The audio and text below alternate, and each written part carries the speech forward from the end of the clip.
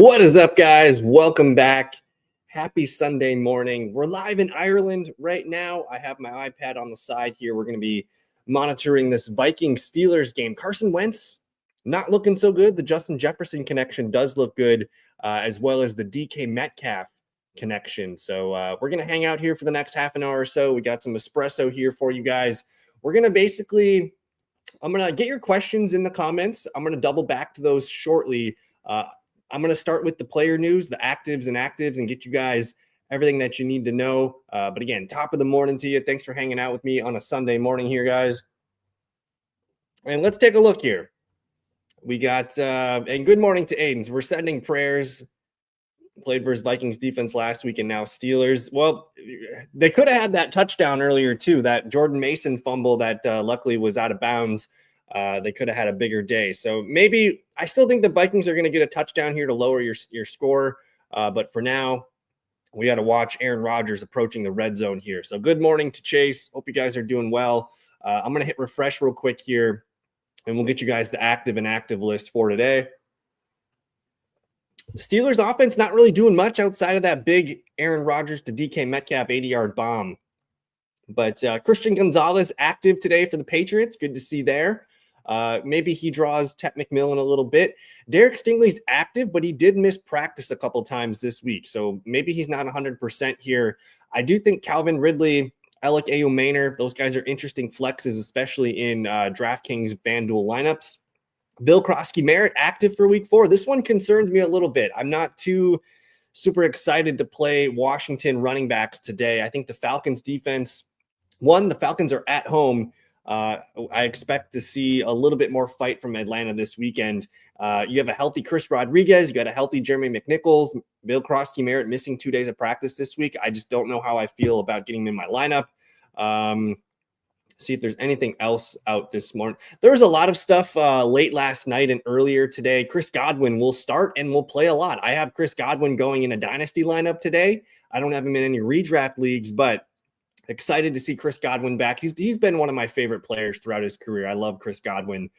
Mayfield, Tristan Wirfs, all active today. That's good to see for Tampa Bay in a tough game against Philadelphia at home. Let's see. We got a lot of reports from this game here. That 80-yard touchdown to Metcalf was pretty sick.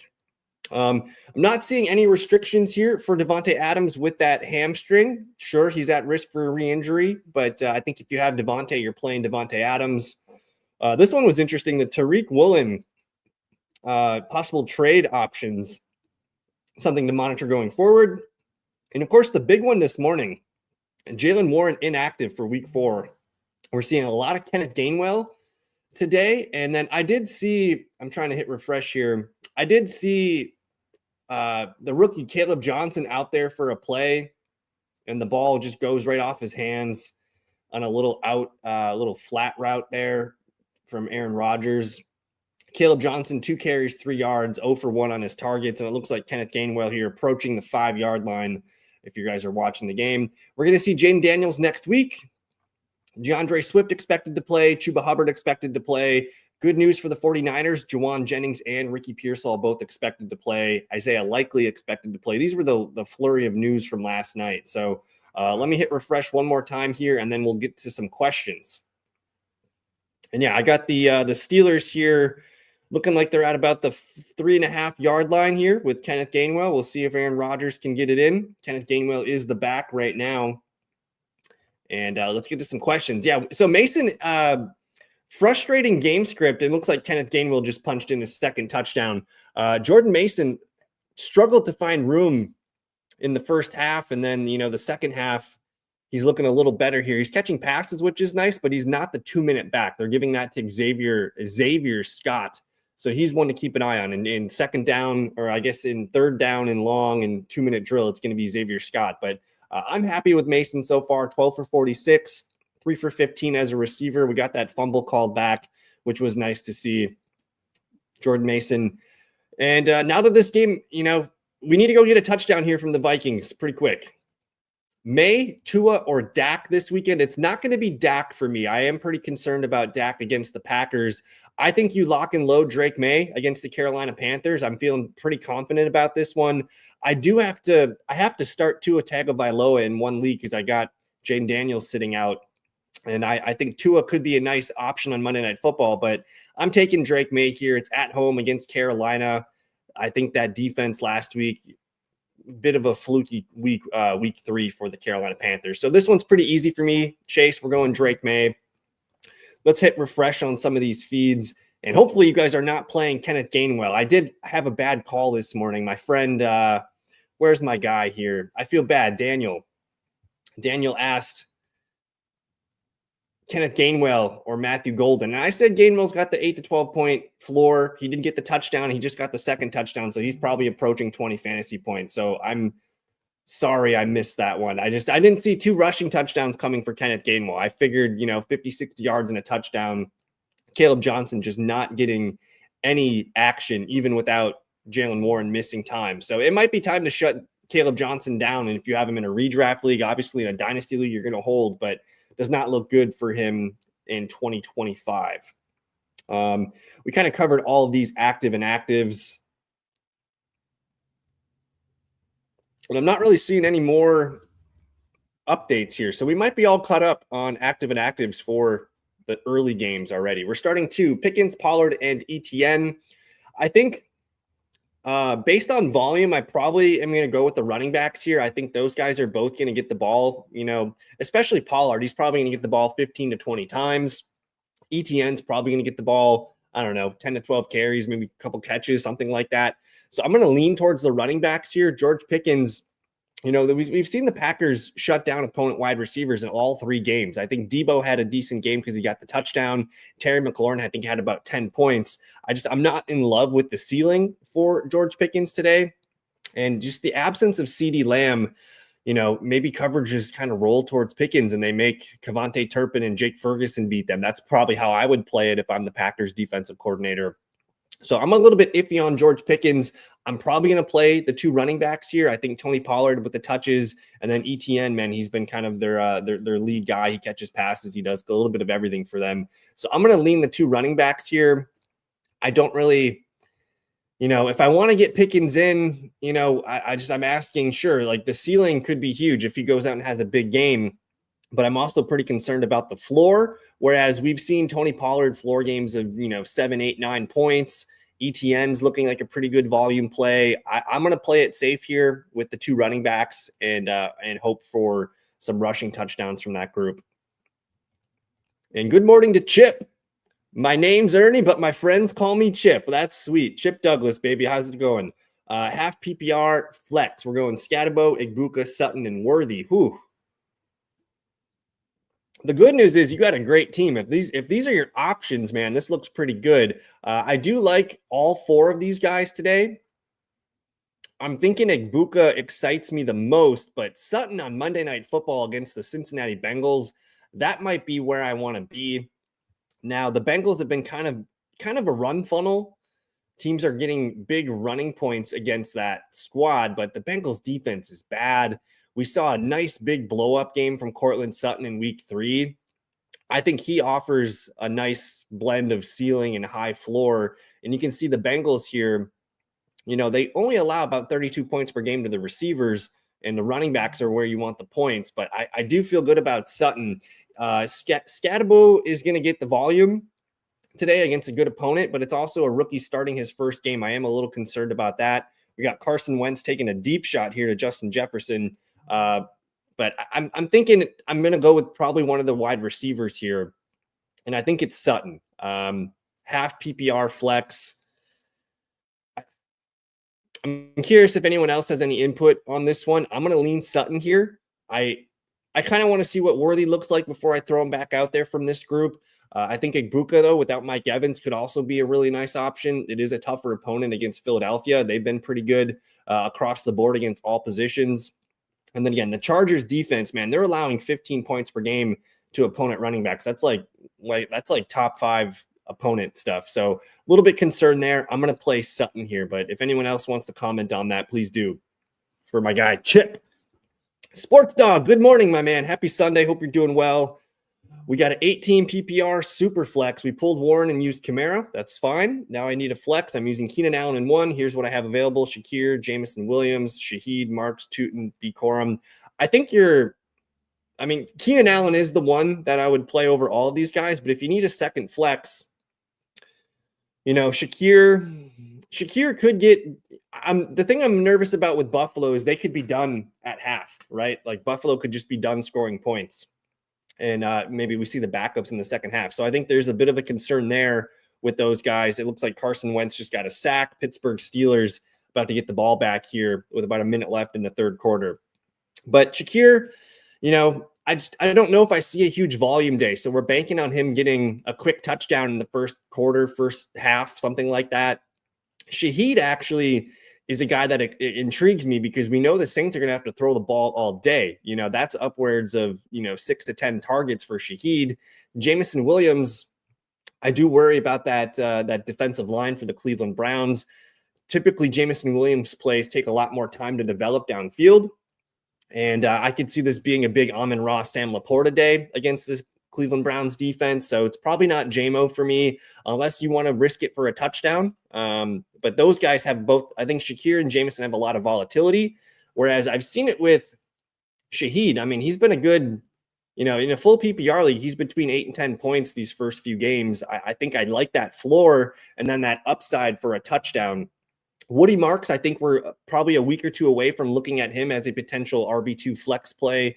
Tootin's a touchdown dependent guy, and same with Corum. So I'm probably going to go Rashid Shaheed here over Jameson, over Shakir, but it's close. But I'm going to stick with my gut instinct on Rashid Shaheed, who I think he's going to get you those targets. He's going to get you those catches. They're going to be throwing the ball all day. We might see Tyler Shuck at some point too. But I'm going to play Rashid Shaheed here, Sports Dog. Thank you for the question, my guy. All right, we're going to hit refresh on some of the feeds here and see if I got anything else for you guys.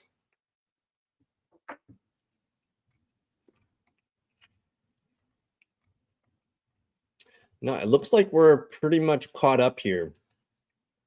And as a Packer fan, I had to put my Steelers shirt on today. We need a Vikings loss.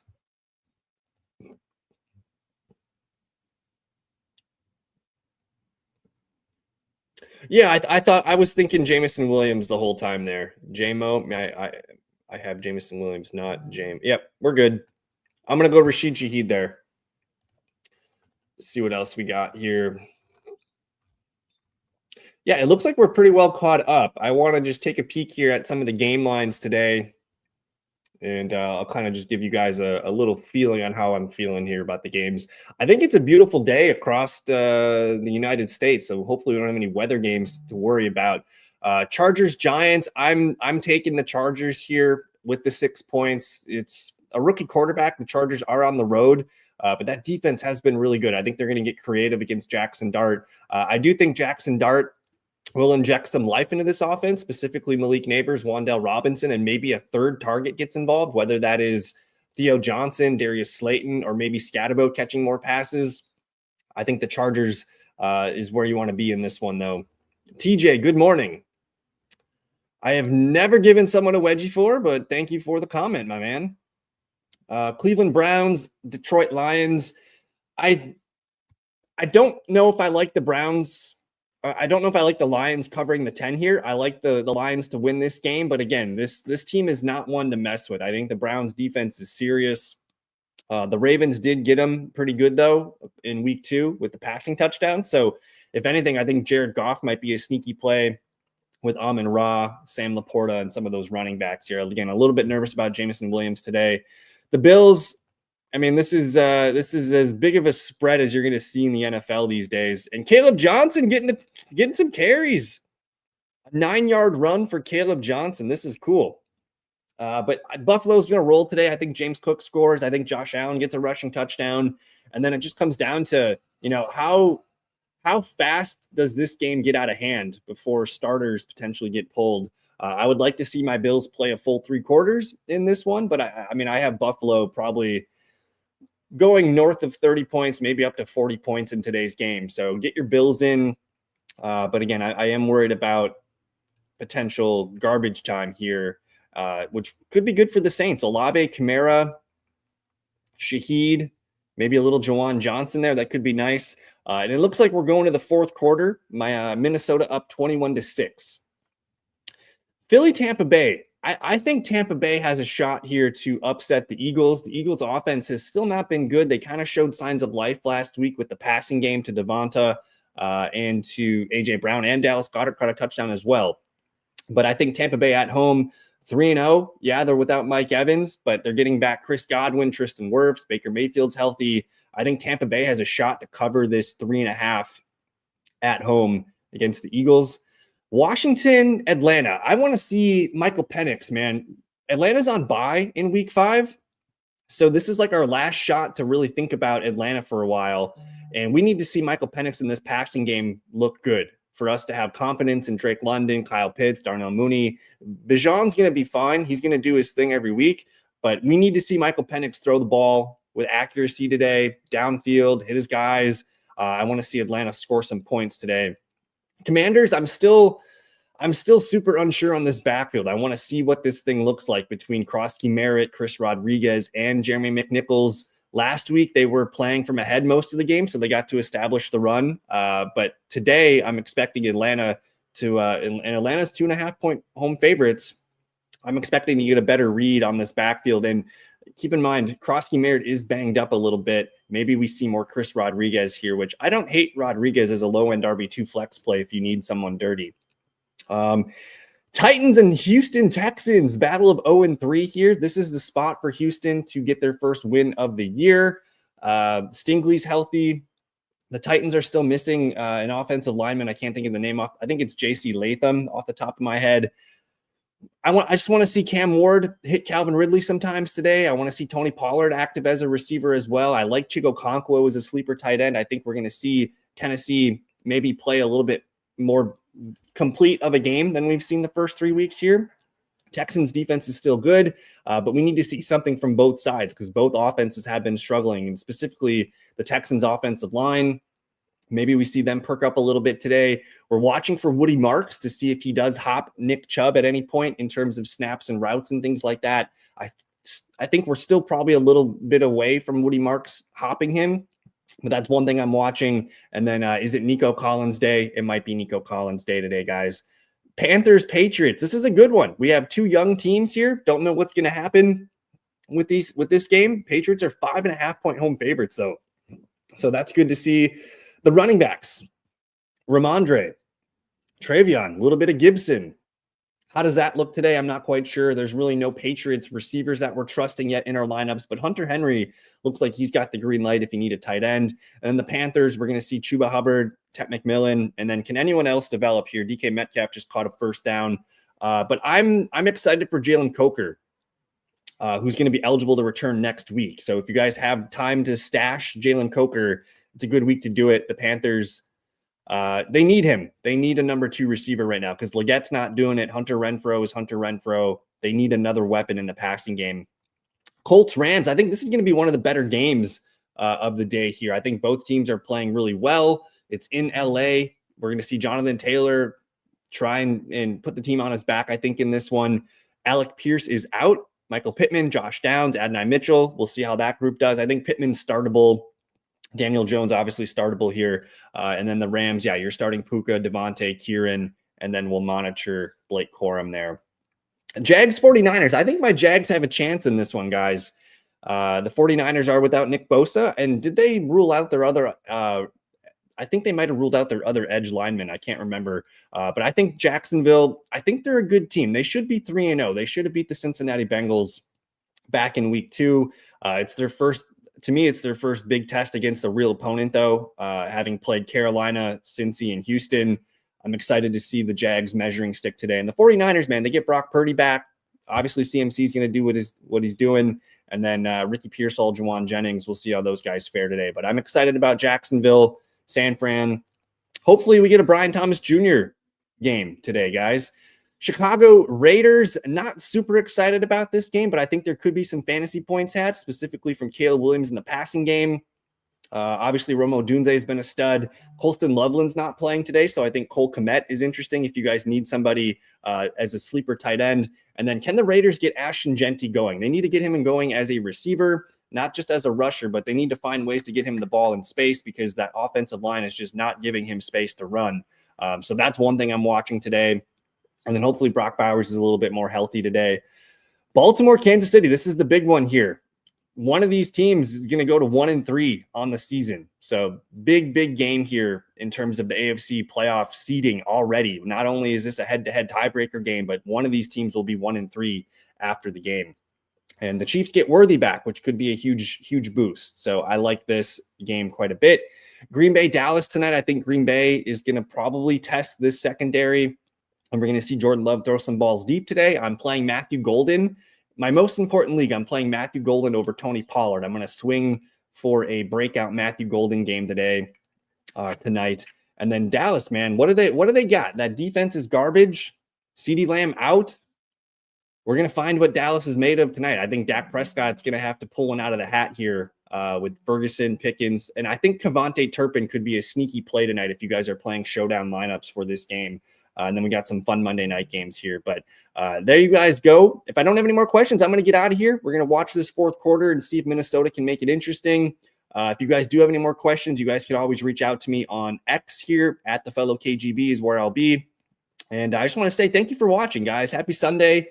Enjoy the rest of your day. Good luck. And hopefully you guys get everything that you need for week number 4. So we'll see you guys. I'm going to upload my video tomorrow night, but we'll be live Tuesday night for the Waiver Wire show. So again, thank you guys.